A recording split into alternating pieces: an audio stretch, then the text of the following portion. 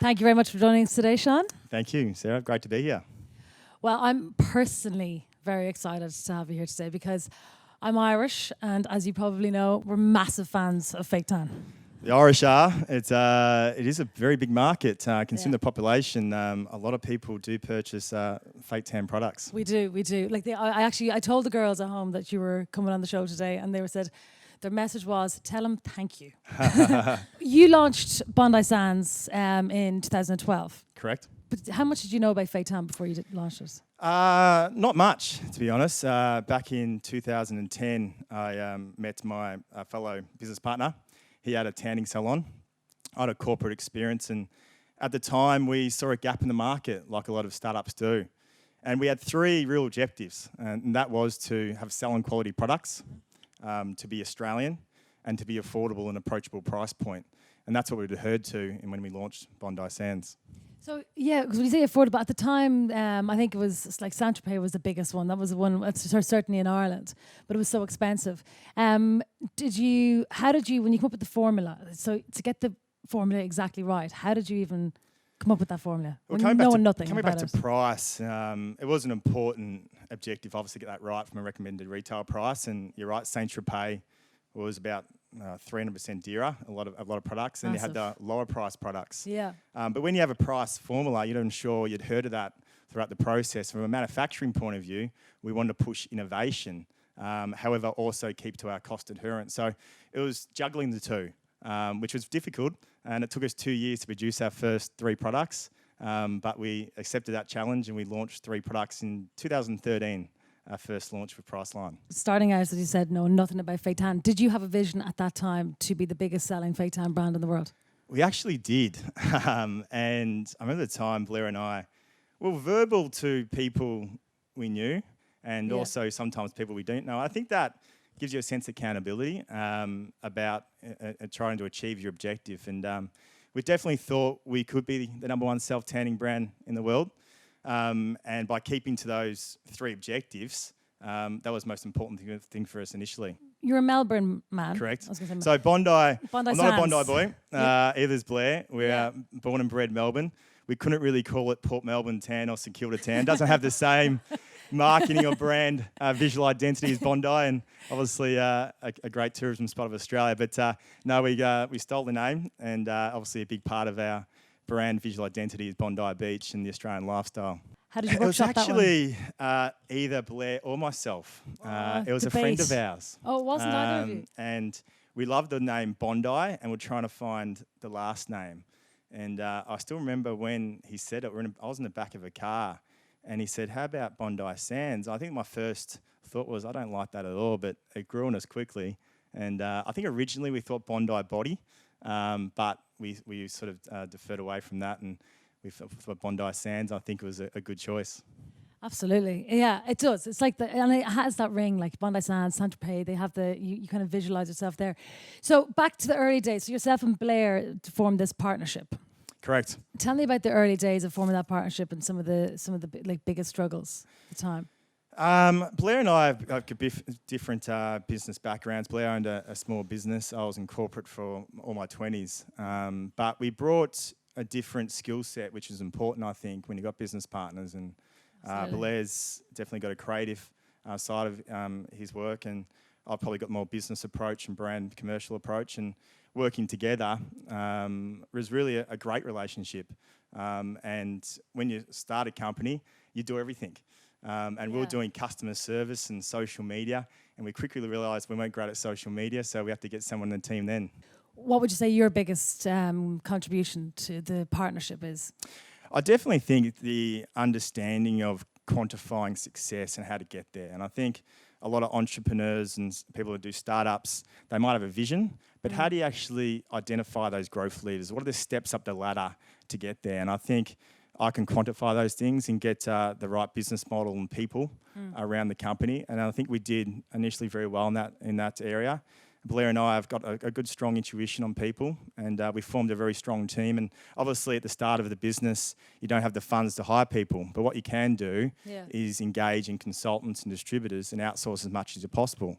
And what we did was create our values with these people and these partners, and I think that was a really positive approach initially. Who at the time was your mentor, or did you have somebody who was? I was fortunate through my 20s to work with a number of really strong business professionals in Victoria, but also my father. I speak to a lot in business, and we share a similar passion in business. And I'm an avid reader. I wouldn't say I'm one of those person who reads 60 books a year, but I definitely Google a lot. I read articles, and I love reading. Yahoo Finance articles. And I draw a lot of inspiration from other leaders as well, which is, and also so does Blair. So when you mentioned books there, what would be some of your favourite business books? Or books one I just read recently was called Good to Great Companies by Jim Collins. Okay. And he's a great author, and he sort of translates sort of metaphors in a number of business principles. And one of those is called the hedgehog concept, which we believe in at Bondi. And it really says there's 3 interrelated circles. What can your business be great at? Is your team passionate about that? Yep. And does that make you money? And does that drive your economic engine? If you get those 3 interrelated circles right, then you should have a successful company. What are you great at? What sets you apart from your competition? I think from a product point of view, we want to be great at self-tan. That was our global footprint. Yep. And from a marketing point of view, we want to be great at social media. So you can really translate that metaphor.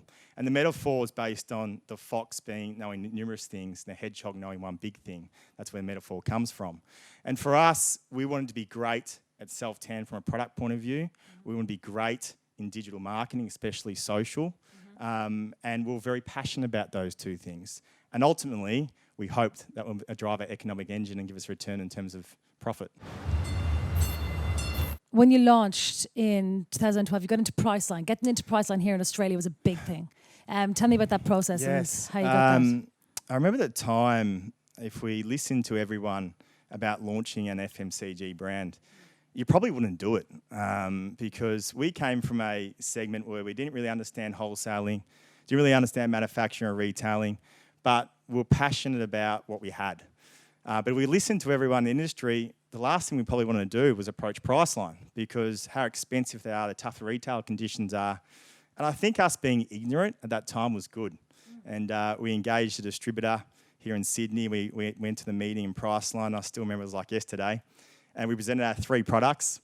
And the buyer at the time said she loved it. She fell in love with it in within 10 minutes. And we were arranged in 400 stores within 2 months. I remember I was such a high. We walked out, and Blair and I were such a professional high. And then I remember 2 days later, we got a $50,000 bill. They called it partnership marketing. So we thought, where are we going to get those funds from? And how did you get the funds? So how did you fund the business at the early stages? So we're all privately funded. And I think, like a lot of entrepreneurs, you put everything on the line. I remortgaged my house. Blair sold his business. And at one time, Blair was actually living with me. Oh, nice. In my study. And it was a tough period. Yeah, I can imagine. And what happened after that made it even more tougher. So we launched within Priceline, and our first batch of products, and as I said, we pushed innovation. Our first batch became green. So Blair and I were in LA, and as I said, we're doing everything from emails to Facebook. We started getting a couple of messages from customers saying, "Does your product supposed to be green?" And at the time, hopefully it was a couple of bad products. And then in the next 24 hours, we received about 200 emails or Facebook messages that our product was green. So green when it goes on? Correct, Sarah. But then it turns tanned. It did, luckily. The first initial, people don't understand tanning, it's a dye formulation, and their first initial application was green. Yeah. When they actually rinsed it off, it was okay. However, to launch within one of the biggest retailers in the country, to put all your funds into something and then obviously have a recall was extremely concerning and also very frustrating at the time as well. So did you lose much money at that point, or were you thinking about? We did. I think at the time we invested close to $1 million into the business for the manufacturing, to get up the marketing, the partnership side. I think that's what maximum we spent, and that's all we had. So we were pretty close on that fine line. Yeah. And that was probably the first time, and maybe the only time in terms of that, my Bondi Sands career, that I really I didn't give up, but I thought I failed. And I remember, I know you had Tolga come over, who's a good friend of mine, who was on the show a few weeks ago. And he mentioned that he lost not only his money, but also his parents' money. I didn't do that, but I remember at the time he told me, and I totally agree, what you need is someone to be still confident in you. And I was lucky to have a strong family and also some close friends that said, you know what, Sean, just keep going and give it a crack, and it's not that bad. And I think Blair and I dug in deeper, and we persisted, and we got through that little hurdle, and we negotiated a few terms, and we got through it, and the rest is history. How close were you to pulling the rug when you lost? Like, did you have to recall all the product firstly? We did, all the lotions. Yeah. Look, from a behavioural point of view, for me, I was just tired. It was 3 years of whack. I was doing my corporate job during the day, working at 2 or 3 in the morning each night. Yeah. The girlfriend at the time didn't want to have anything to do with me. But it was one of those periods. Yeah. I'm glad we persisted, but yeah, it was pretty close. I think it was pretty close. Because I think for a lot of businesses, would it be that point that people give up, and that's why a lot of people will fail? I think so. And I really believe in surrounding yourself with people who are optimistic, who give you that confidence. And if you have those people in your support group, it makes a lot of difference. And that's what sometimes you really need, is that confident shove. Absolutely. A lot of your marketing strategy has been around the social media influencers. And I know, so we had Kylie Jenner endorsed your product, which is a massive coup there recently, to her 112 million followers or she's something? 135 now, yeah. How did that come about? Kylie, obviously she's the #1 beauty blogger in the world, and the one of the best beauty cosmetic companies in the world now. Yeah. I think she's worth over $1 billion, and she's done an incredible job. And social media influencers, it really has never really changed. It's about having advocates for your brand, and for us, we want to identify those advocates. They need to be Bondi Sands lovers, and they be authentic. It's not just a paid relationship for us. And Kylie's actually loved tanning, and she knew about our product, and we had a connection, and she loved it. So yes, there was obviously a paid transaction with that post, but more importantly for us, that she loved our brand and she uses our products. And I think that's the key with influencer marketing. When you do identify influencers, are they aligned to your brand? Are they authentic? It's not just a paid transaction, but it's a really credible message they're displaying. So how much would a post like that cost by Kylie? Kylie is anywhere between 200 to 400 AU, depending upon who you are, I think. That's what I've been told in terms of, but yeah, we paid roughly around 250. Oh, I didn't think you were going to tell me that, right? But that's great. 250K, was that worth it? Absolutely. For us, if it's about generating awareness and mass awareness at that time. It was really a sell-in story for us in the US. How do we get noticed by the big retailers? Not necessarily a conversion point of view from online. We weren't after that. It was mass awareness. People understand who we are, and Kylie's a great voice, and we thought it was a very good post, and we got a great return from it. Who's the next influencer that you would like to collaborate with? Or micro-influencers, is that a strategy? We have a massive influencer strategy globally. We've got 4 people in our team who work on it. There's micros, there's nanos, there's megas, there's segmentation, there's profiling. So we're launching in Germany in a couple of weeks. So we've got a full influencer strategy around that. Okay, so you have to just go back there for a second. Micro, nano, what was the other thing? Mega, okay. Yeah, so mega. So Mega's Kylie Jenner. Oh, I can't keep up either. I see these presentation decks from my team, and it seems like the wording changes every week. It does. So micro is, do you actually know what the difference is? Nano is generally 5,000 or less. Okay. From a quantifiable following point of view. Nano. Micro is generally 5 to 50. Macro is anywhere between 50. But it's a lot about engagement. Yeah. The following, the comments. So there's a lot goes into it. Yeah. It's not just about how big their following is. Does it speak to your audience? Is it part of your strategy? And for us, we like to segment our influence as much as possible as well. Yeah. Fitness, fashion, beauty, and making sure we've got a credible voice going to the right audience. Yeah, because it's not just about handing over 250K, getting it to post, and then like it's about the engagement. So how much engagement did the likes of that Kylie Jenner post get? I think it was roughly around 4 to 5%, which is quite strong based on her following. Okay. But most importantly, from those mega influencers, not necessarily their posts, it's a PR coverage you can get globally. Yeah, of And course. from that, I think we had close to 250 million impressions on top of that from other advertising channels. And we've got 9 PR agencies around the world who work for Bondi. Yeah. And part of the brief was ensure we maximise that post as much as we can. So I think with just definitely mega influencers, it's not just regarding that post. What else can you do to maximise your marketing? And there's a lot of time spent on that. Yeah, yeah. Because I saw you were at Coachella recently. We were. That looked like a lot of fun. It's a great industry to work in, and we do like to do disruptive marketing events. And Coachella was our latest one, and we had a ball. So what was the strategy with Coachella? There was some big names there.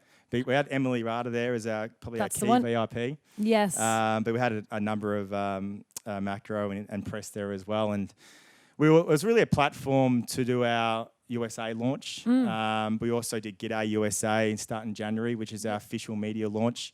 We had our Walgreens partners there as well, which was a fantastic evening. But Coachella is really having the event activation, and also to go on top of that, we had a global product launch, which was called Aero, which we launched in 3 continents as well. So Aero. Yeah, so it's a new product from Bondi. Yeah. As I said, we push out innovation as much as we can, and our latest product's called Aero. And not giving too much away, but there could be some exciting product launches in that category far away as well. You mentioned Walgreens. Massive deal for you guys. You signed the deal with Walgreens, second biggest US pharmacy in the US. I think so. How did you do that? Was it yourself and Blair went over? And tell me about signing that deal. Blair and I are very frontal facing. Blair and I still go to all the major retail meetings globally at least once a year. It's very important for us to really have understanding of the retail strategy and the buyer strategy. We had a relationship with Boots in the UK, and we quickly became number 1 in the UK after 2 years, and we were number 1 in Boots, and Boots did an introduction to us to Walgreens, and it was really important for us to get presence in the American market in terms of our next growth lever and distribution journey. And we organised a meeting with our distributor partner who are based in New York, and we presented in a very bland office of a panel of, I think it was 3 people. But look, they loved the brand pretty immediately as well. So we launched January this year. What's this deal worth to you guys? I think I think I quoted at the time it was at least 50 million over a 3-year period. It could be more than that. We've done such a great 4 months. We're number 1 in Walgreens. It's been an incredible effort by our American team. We've got an office in LA, led by a director of brand and marketing, and they're doing an extremely great job. And to be number 1 in 4 months in any category is an amazing effort. And, absolutely. And for Bondi to do that, to competing with the L'Oreals and the Neutrogenas, it's an incredible feat. So with that success comes hopefully more success, and we're looking forward to really building a strong partnership with Walgreens. They've got a great footprint. Part of our brand objective is to be accessible to our customers. We're close to 18,000 stores around the world, and really make sure that our customers can buy our product from a number of locations. And Walgreens has got 7,000 stores, and I think the quote is that there's 5 stores every 5 kilometres or 5 miles within a US resident. So massive footprint, and we're really looking forward to a great partnership with Walgreens. Yeah, I'd say so. Like, you must, do you have to slap yourself in the face and say, like, you're talking about $50 million, like we're 7 years ago, you had the product relaunch. Like, how does it feel?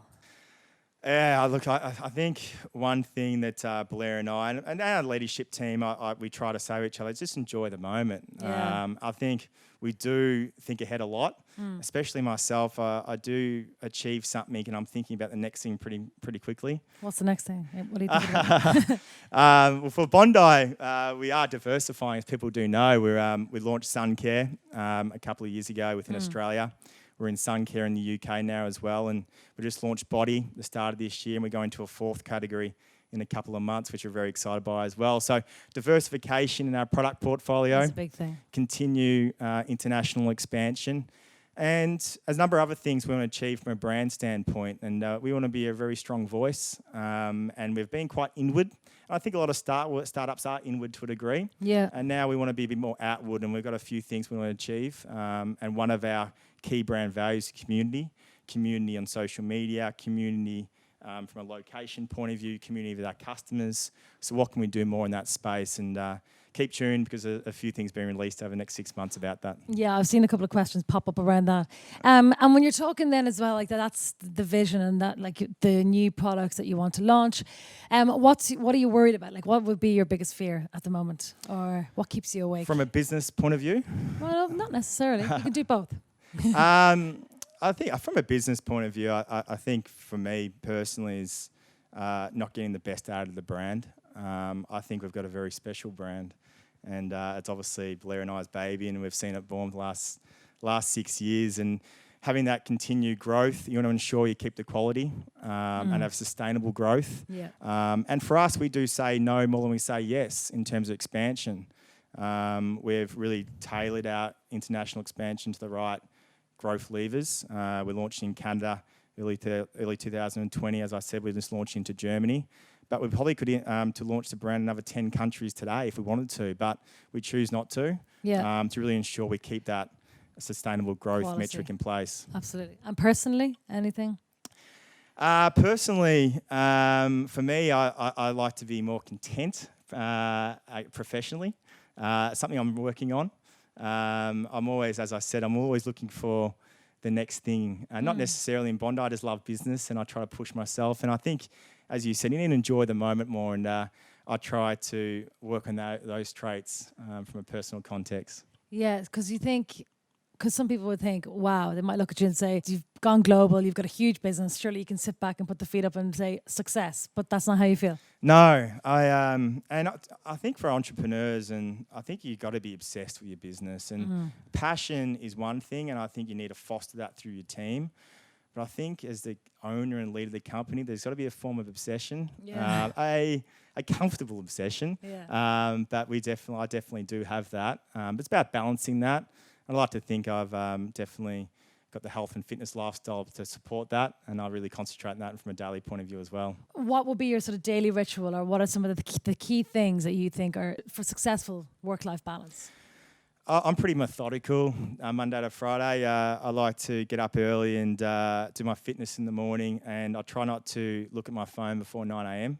That's very important for me. It's very difficult too. It is very difficult, but I do try to do it, and I try to read a fair bit in terms of just the print media. So that's my daily routine. I get to work not too early. I like to have the morning to myself, and I work obviously quite. And the terms I love about Bondi, you open up your emails, and there's so many things happening from a HR perspective, from a distributor perspective, retailing, manufacturing. It really keeps you on the pulse, but I love that. I wouldn't like going to a role in my job where I'm just doing the same thing, and I certainly don't do that. You mentioned earlier on about the key to having a great team around you. What are some of the best the characteristics that you look for most in an employee? For an employee, there's a saying from a CEO, a famous CEO from America, actually named Herb Callier. He owned and co-founded the Southwestern Airlines, and he's probably one of the most prominent CEOs in aviation history. But he said, always look for people who are curious, and that's what I look for. People who really want to develop and ask questions and want to learn. And I like to surround myself with people like that. And I think as leaders, you need to be like that as well. You need to be curious in your staff, curious in your suppliers and customers, and ask questions and be informed. And I look for that in my team. And that's really important for me personally. Well, I've got a bunch of questions. I'm not going to take them in any particular order. I'm assuming this is around a social media question, but which platform has helped your brand grow the most? Would definitely have to be Instagram, a very visual platform. And from that, when we first adopted that platform, was very in the early stages, and we had some great influencers who we've grown with, including the face of Bondi Sands and Steph Claire Smith. And we definitely saw a great return in that platform. But most importantly, social media is your visual identity of who you are and what you stand for in terms of your values. And for us, we could showcase that through Instagram. It is changing a lot and weekly at this basis, and you have to be and keep ahead of those trends. Yeah, because I saw that they might take away the likes. Will that affect your business? I think, to be honest, I think it's a positive thing. And social media, from a community point of view, does have some issues with mental health, and we're quite strong in that. And we believe that taking things away like that from a likes and comments it can be an important step in the evolution of social media. Absolutely. Doesn't it affect our business? No, because ultimately, if people believe in your content, they're still engaged in your content, and therefore it's still visible. So I think what it makes businesses do, and also influencers and people, is making sure your content's great and it's consistent. And that's really, really important. Absolutely. How do you motivate yourself working on Bondi Sands next to a full-time job for 3 years? How did you actually keep yourself motivated? Look, because I was so obsessed and loved it so much, the motivation was pretty intrinsic. I did love my corporate job, don't get me wrong, but I had itchy feet and I wanted to create my own business, and I was very passionate and driven to do that. Balancing it was difficult. I still remember waking up and jumping on my calculator and looking at currency fluctuations, or speaking to my distributor from overseas at all times of the night. And those times were tough. But what it does do, I think, is you know your business. And I think you see some of the greatest CEOs in corporate entrepreneurs, they've done from the ground up. And what I like to think, both Blair and I, are across all aspects of our business. And that really is beneficial longer term. Is there anybody in particular that you saw as your iconic sort of leader? Look, from a business sense, there's a number of them. And it does change a little bit as well, because I read a lot of literature and I pull out a lot of different articles. There's the female CEO of PepsiCo, Indra Nooyi, is a fantastic leader. And I've read a lot of articles regarding her philosophy on performance-driven teams and what she does to have performance-driven teams. And I think she's done a remarkable job, and she's one of the most prominent CEOs globally. And there was obviously the more prolific CEOs, and the Jeff Bezos and the Elon Musk, which are inspirational themselves, but they're very charismatic. But also the silent CEOs you don't really hear about, and leaders, and they're the introvert ones, which I also get a lot from. And Sam Moulton was one of those from Walmart, and he was a fantastic leader, but in his own way. Do you find, because often you read their insights and inspiration, would you implement that then in your business? Or try to? I definitely do. I think you take the bits that resonate with you, and you try to translate that within your own team. But I still believe leadership is definitely not by title but by actions, and it's a quote we own in our team. And absolutely. I like to think all our staff are really are great leaders, and we try to develop that aspect of each of our staff members. What was the hardest business decision you ever had to make? There's been a few. I think probably the hardest business decision was maybe 3 years ago, when we were very keen to launch into the US. And when you're very keen and eager, sometimes you don't make the right steps. We engaged a potential partner there, who we realised pretty quickly on that it might not be the right partnership. However, we were stuck in a contract. So the decision was really to break that contract and go through those legalities. Luckily for us, it was an okay outcome. It did cost us time. Do you mean a distributor? Correct. Okay. That's correct. But ultimately, it was a right decision to do, but it was still tough. Obviously, they invested time and effort into it as well. But we believe they weren't the right partner for us. And we knew that pretty quickly. And I think that was a lesson learned for us, is be really mindful of those big decisions you do make and making sure that you got all the information required before we move forward.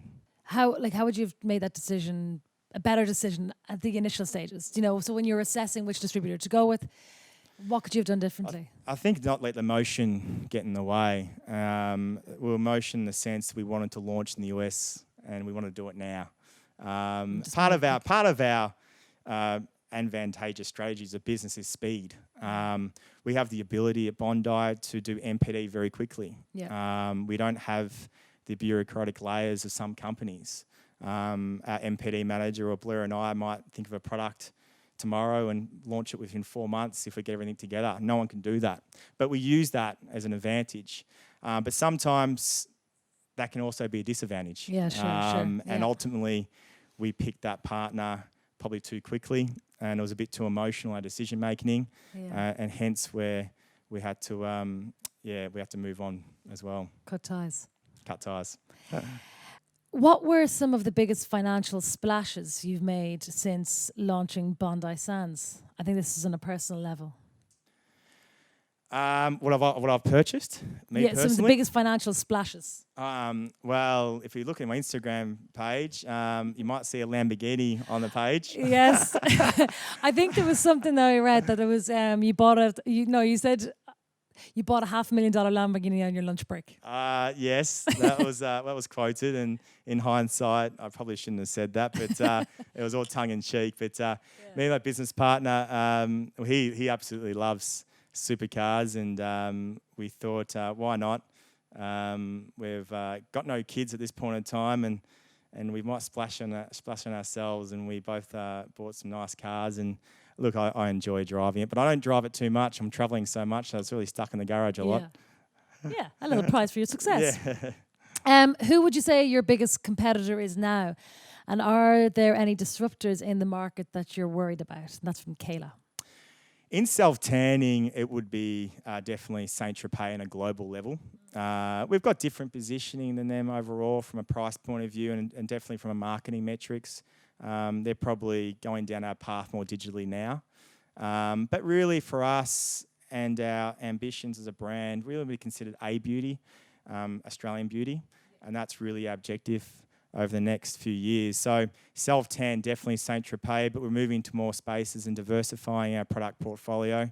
But we really want to be known as one of the most prestige Australian beauty brands there is globally. What about organic? You can't have a fully organic. You can, and there's one brand, a couple of brands in the marketplace that do that. Well, they claim to do that, but it's very difficult to do fully organic. There's different legalities around that from different countries. But look, self-tan is really based on the output of your colour.